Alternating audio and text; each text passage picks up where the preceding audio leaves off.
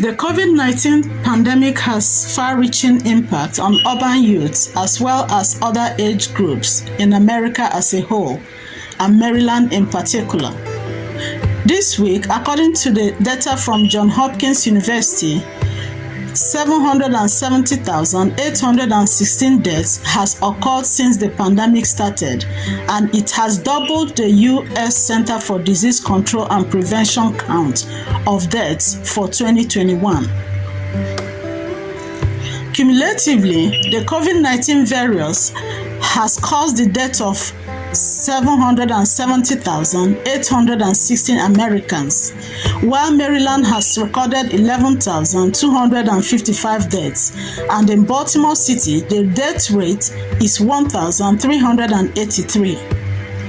The massive risk of death has led the government to introduce measures such as quarantine, hand washing for 20 seconds with water and soap, the wearing of masks in indoors activities, and social distancing to minimize the spread of the virus. Social distancing refers to the act of keeping a distance from other people to interrupt the possible transmission of the SARS-CoV-2 virus from an infected person to a non-infected person. In order for the social distancing to be more effective, many businesses, government agencies, and schools allowed their workers to work remotely from the comfort of their homes. Many urban youth attended school virtually. This process caused physical and emotional disengagement among families and amongst the youth and their peers, friends, especially in school. Social distancing is the leading contributor to emotional disengagement during the COVID-19 pandemic. Social distancing entails keeping a distance between people at risk of spreading the virus, especially those at risk of being infected. While social distancing refers to the inability to connect with other people, family members, or peers at an emotional level. The term social disengagement also refers to the inability or willingness to invest emotions, time, or energy into nurturing a relationship. Before the COVID-19 pandemic, the urban youths between the ages of 13 to 21 could physically meet and interact with their peers, friends, and family members freely without any clauses, averting any emotional disengagement. However, the social distancing measures that have led to the urban youth disengagement with peers, which has caused a high rate of anxiety. According to the American Psychological Association, APA 2020 describes anxiety as a negative emotion associated with the feelings of worry, tension, uncertainty, and fear, Hero et al. 2021. Whereas anxiety is normal, but continuous worry could lead to anxiety disorder, a mental health condition characterized by the feeling of fears, nervousness, and worry that is so profound that it affects a person's inability to engage in daily activities of living, ADL. The urban youths in Baltimore City reported an increase in the prevalence of anxiety. According to Zen et al. 2021, urban youth reported a 9.15% increase in anxiety during the pandemic. This figure contrasted the 8.69% reported among rural youths.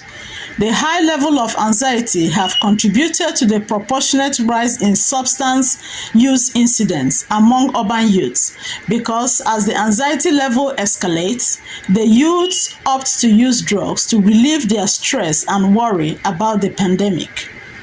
Symptoms and anxiety. Anxiety symptoms can be classified based on behavioral characteristics. Behavioral symptoms include irritability, fatigue, shortness of breath, feeling of panic or fear, unable to sleep, restlessness, and hypervigilance, consistent sweating, and excessive worry. Anxiety disorders among urban youths can be diagnosed using the Diagnostic and Statistical Manual of Mental Disorder (DSM-5), Abuse and Administration, 2016. Once a person has been established to have the disorders, there are two primary treatment options, which are psychotherapy, also known as psychotherapy counseling, which entails attending therapy sessions to help manage the anxiety symptoms. And research said that the cognitive behavior therapy, CBT, is the best form of psychotherapy.